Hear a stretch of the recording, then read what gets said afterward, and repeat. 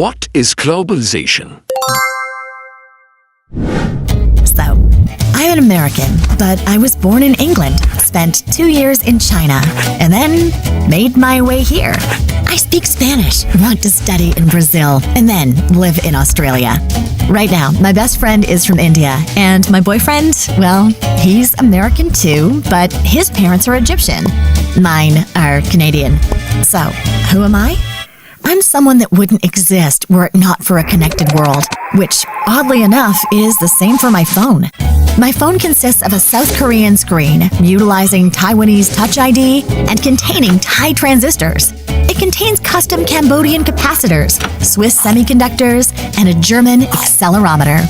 Although it was assembled in America, like me, it was made in the world, which means that this amazing piece of technology is only possible when there is cooperation on a global scale. If the Malaysians mistakenly manufacture the wrong memory cards, then no phone. If the Chinese chip for Wi-Fi is withdrawn from world trade, no phone. And if Japan stops making ramen, well, that has nothing to do with the phone, but oh, delicious ramen. Sorry. Basically, if any barriers prevent the global machine from running smoothly, then no phone. It's globalization at its finest. The entire world working together to lower costs, scale production, and innovate. It's an incredible system. Incredible! Except for things like child labor, of course. Normally we don't hear about that bit. Just like we don't hear about who mines the cobalt for the long-life battery. Perhaps you can guess why. For globalization to work best, we need to have global standards. Global standards for employment, tax, and the environment. If we're to have global products, we need global rules.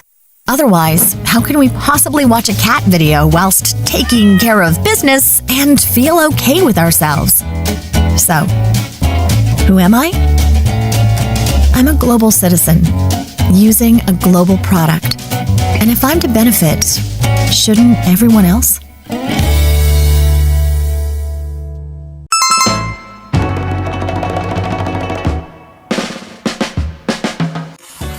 Good day, everyone. Let me start with a question. Have you ever wondered how your favorite gadget, your morning coffee, or even your TikTok connects with the global economy? Today, we're unpacking economic globalization, what it means, how it changed our lives, and where it's headed. What is economic globalization? Economic globalization means the growing connection of countries in terms of trade, money, technology, and production. It's like the world turning into one big marketplace where nations depend on each other. According to Globalization 2000, globalization is the increasing interdependence of world economies through international trade, capital flow, and rapid spread of technology. Interesting. How does economic globalization shape our lives? Globalization shows up in our everyday life. The food we eat and the clothes we wear and even the gadgets we use often come from different parts of the world. For example, a smartphone might be designed in the United States but have parts in Japan and Korea, assembled in China, and then sold in here in the Philippines. That one product already connects several countries. Globalization explains that globalization is an irreversible trend. It's not something we can avoid. With technology improving and markets opening up, countries will rely on each other even more in the future. Our world will continue to grow more interconnected, with nations sharing ideas, resources, and opportunities on a much larger scale. Now, let's move to history of globalization. Globalization isn't new. Economic globalization is a long process of economies being more interconnected.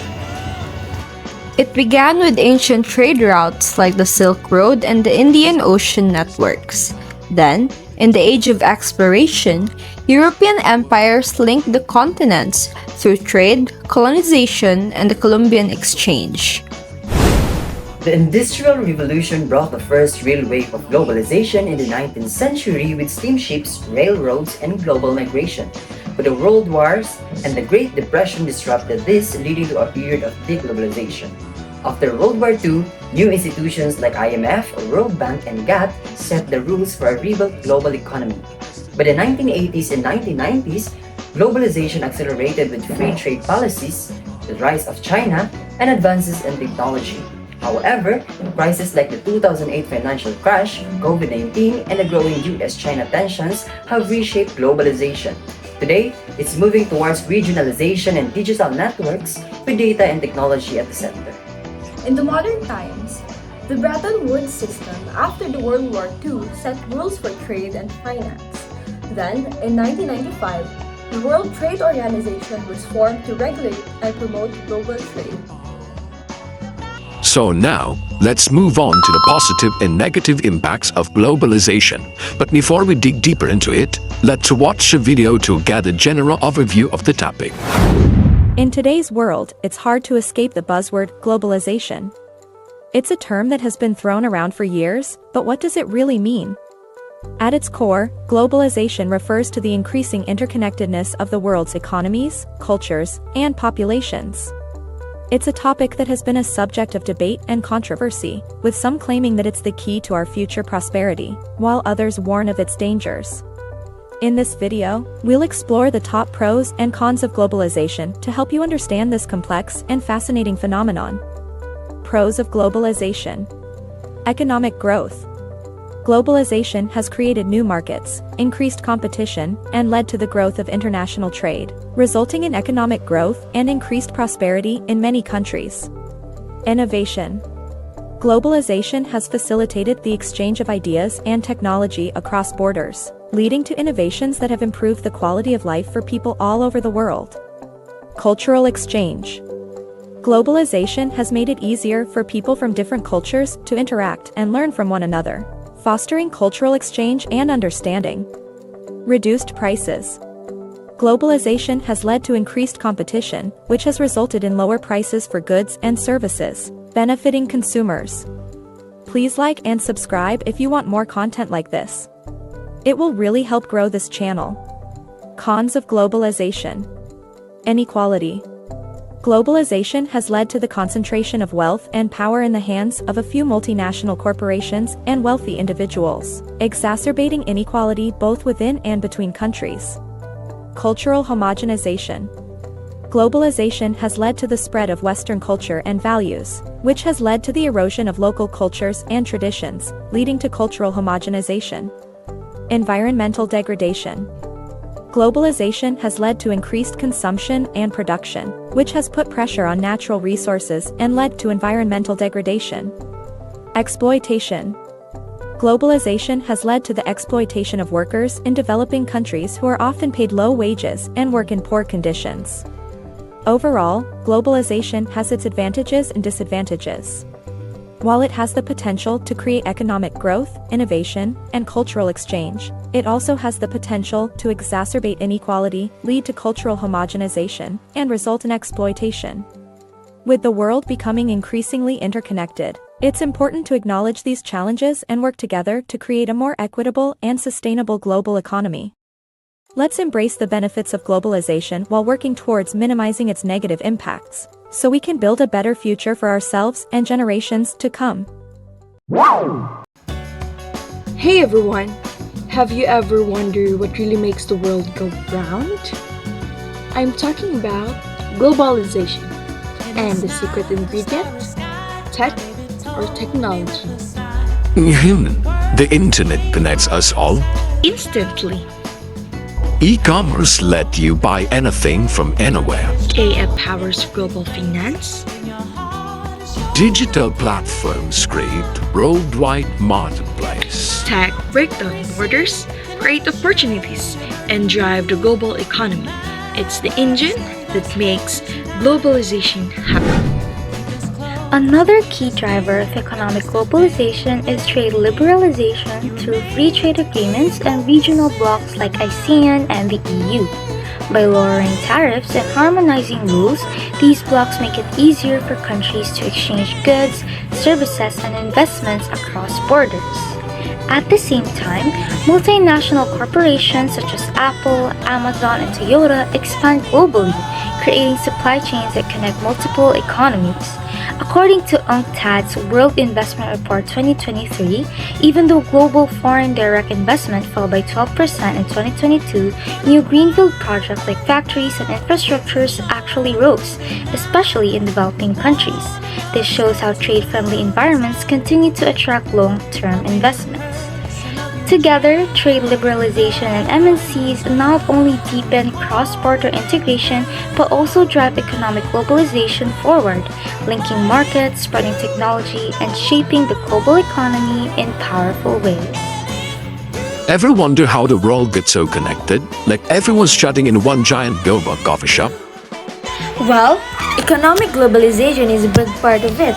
It's not just about countries trading stuff, it's about how they can now really focus on what they're good at, which leads to some seriously efficient production and better prices for us. Think about the economic boost and better paychecks it brings, especially to countries that are just starting to get their products out there. Foreign investment is like a shot of espresso for local businesses, bringing in cash, new tech, and smarter ways of doing things. This sparks innovation and makes everyone more productive, helping local companies play in the big leagues. And we cannot forget how globalization helps spread cool new tech and ideas, which can make life better for everyone and help solve some big problems.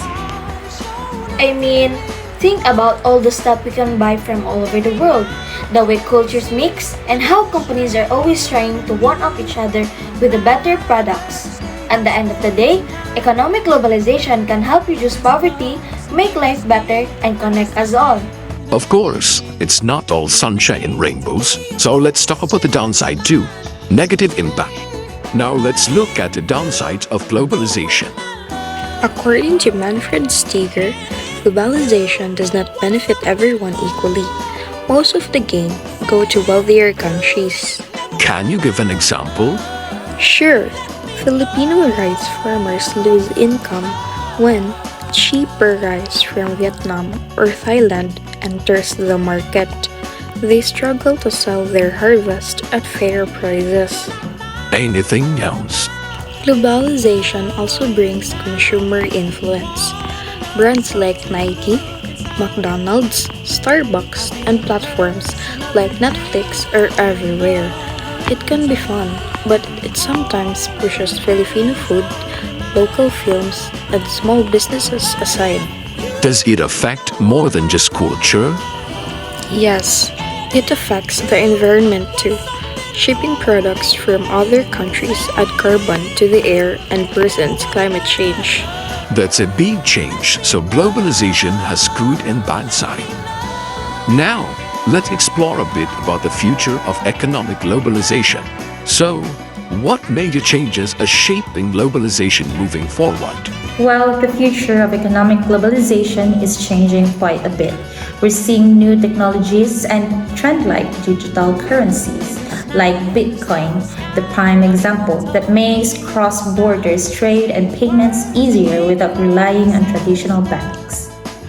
Digital currencies sound interesting. How else is globalization evolving? Another key shift is the rise of renewable energy. As countries focus on sustainable development, energy trade is becoming cleaner and more interconnected. This shift also affects global supply chains and investment flows towards green technologies. What about trade between countries? Is it growing at the same pace as before? Actually, expert talks about globalization. It means globalization is not stopping, but the rapid pace we saw before is just slow. Instead of global integration everywhere, regional trade blocs like ASEAN here in Southeast Asia are becoming stronger and more important. So, would you say globalization will keep changing but still connect us? That's right. The future is about balancing global cooperation with regional focus and new technologies. It's a more complex but promising global economy that we all are a part of. Thanks for breaking down the future of economic globalization so clearly. Building on what we've discussed, the future of globalization emphasizes that economic globalization will keep evolving due to technological advancements, changing geopolitics, and greater demands for sustainability. Exactly, and it highlights the critical need for policies that balance economic growth with social equality and environmental protection. This balance will shape how globalization impacts societies worldwide. As students and future professionals, understanding these trends empowers us to make informed choices that can positively influence the global economy.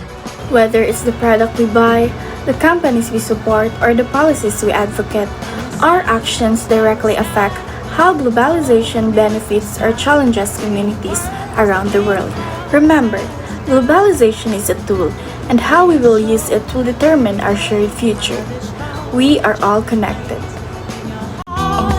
And that sums up our lesson.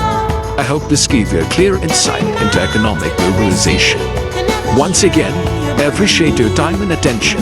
Until next time, keep exploring, stay curious, and continue learning.